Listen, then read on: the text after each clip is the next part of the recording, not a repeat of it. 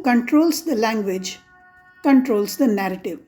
Every language carries in it the essence of its cultural origins. Sanskrit, the language of our ancient texts, is a beautiful, well developed, versatile language that holds the ethos of Bharat in its flow. It is capable of expressing the Bharatiya philosophy in ways that foreign languages cannot.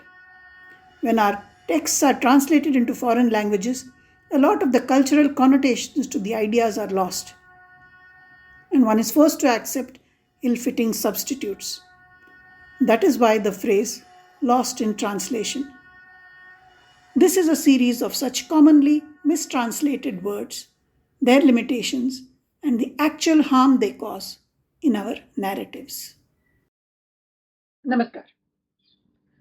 In our quest for a better understanding and control of the narrative, here is a new word: secularism. And yes, it creates a lot of controversies, especially in Bharat. The reason it does is because we don't know the meaning of the word secular. There are two things with the word secularism. So, what is secular? The way we use it is uh, like, I am not religious, I am not a Hindu, I am secular. We use secularism as an opposite of communalism. That will be another word which we will tackle later on. Right now, we are looking only at secularism. What exactly is secularism and why did that concept come into being? So, this happened somewhere in the medieval times. Christianity was rising, and obviously, it had its set of rules, its principles, and it was quite powerful. It wanted control. There were also monarchs who did not want to give up their control. It so happened that there was a conflict between these two powerful entities. The monarch was responsible for administering and safeguarding the kingdoms and felt it was legitimate to be the ones who controlled all aspects of life. The religion, however, Christianity, was expecting an undue power, and there was a tussle between the two. The resolution of this tussle led to the creation of the concept of secularism. It is defined as you stay in your part of the world, part of the narrative, I stay in mine. We don't interfere into each other's matters. So the king, the monarch, got the power to do everything, to control everything that did not pertain to religion. And the church was expected not to interfere into administrative matters. Secularism was basically splitting the areas of influence, and it was preventing the church from interfering in matters of ruling and administration of the kingdom. In a way, it was the separation of the church and the ruling and the king. Now, is this how we are looking at secularism in India? Unfortunately, we have not even looked at the meaning of secularism, and we are using it without understanding its basic construct. We are saying that the government, the state, is secular. Whereas that's not the way it is supposed to be. It is the church, which wasn't supposed to be interfering with the administration of the kingdom. And the ruling class was not allowed to interfere in religious matters. Here, what we have done is, maybe because we have a multiplicity of faiths, we have somehow altered the meaning in the minds of the common man to say that it is a balance between religions. They say that the state is secular, and it is supposed to not differentiate between the different faiths. It is not saying treat them both at the same level, treat them as away from the administrative part. It is basically saying that you treat them all as equal. What it has done is, instead of understanding this as a concept that prevents the administrator from interfering in the religious matters and the religious head interfering into the administrative matters, it has made it a conflict resolution mechanism between two religions. And because of that lack of understanding, people are nowadays saying, I'm not religious, I'm secular. No, you cannot be secular. No individual can be secular.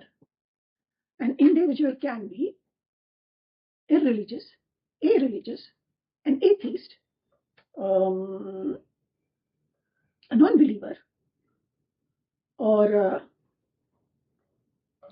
an agnostic. An individual cannot be secular. The sooner we understand this very important meaning of the word secularism, the sooner we can progress towards a better and more harmonious life. We have unfortunately misunderstood both the word secularism and communalism. And because of that, a raging argument is on at every moment between people of different faiths, between the governments, the judiciary, the common man, everyone. Remember that English is not our native language. We are using it only because it became, for a period of time, the language of the ruler. It became the language of the ruler when the British were ruling us. And that is when all these words entered into our vocabulary, into our administration, into the general fabric of life. Now, when we are talking of secularism, again, we are talking amongst people, some of whom understand the meaning and others who don't. The conversation is between people who have a totally different meaning in their minds about what secularism means. What we want for a harmonious life is not secularism. We want mutual respect. We want the government not to discriminate between us based on what our faith is, what our gender is, what our beliefs are, what our profession is, what our color is, caste, whatever. But what we are asking the government is not secularism. We are asking for equal treatment. It is better we ditch these words because the wrong meanings have got so well entrenched in people's minds that there's no way you can bring them all together onto the same page. Secularism is not something you and I should be aspiring for. We are not secular. We remain true to our faith. Secularism doesn't mean that if your faith is different from mine, then I have to be equal distance from both our faiths. I be true to my faith. You be true to yours. It's not going to create conflict as long as we respect each other's freedom to believe and practice our faith. So secularism is a word that needs to be thrown out, not just from our lives, but from our legal system also. Otherwise, this conflict that has come because of a misunderstanding of the concept itself will just continue. Let us start using words that give the proper meaning to what we want. We don't need to look for single words or terms to describe what we need for a harmonious life. Not just should we ditch the word secularism, but we should ditch a lot many other words. And that is what this series of videos is hoping to achieve. Do take a look at this series, where the first video talks about tapasya and penance. Again, a mistranslated word. Tapasya is not penance, but we have been using it. There are other words like itihasa and history, which we will tackle soon. It need not always be a combination of words. Misunderstood words could be standalone, like secularism. We will communicate better. We will understand each other better when we stick to words that say what we want to express. Most of us, when we are using the word secularism, we just mean an equal treatment, a lack of conflict between people of different faiths.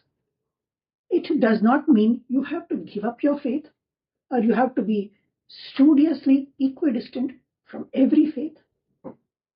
When we are talking of secularism in India today, we are basically saying, let us be. So neither you nor I can ever be secular. We can be dharmic, we can be religious, we can be irreligious, we can be agnostic, atheists, but not secular. Namaskar.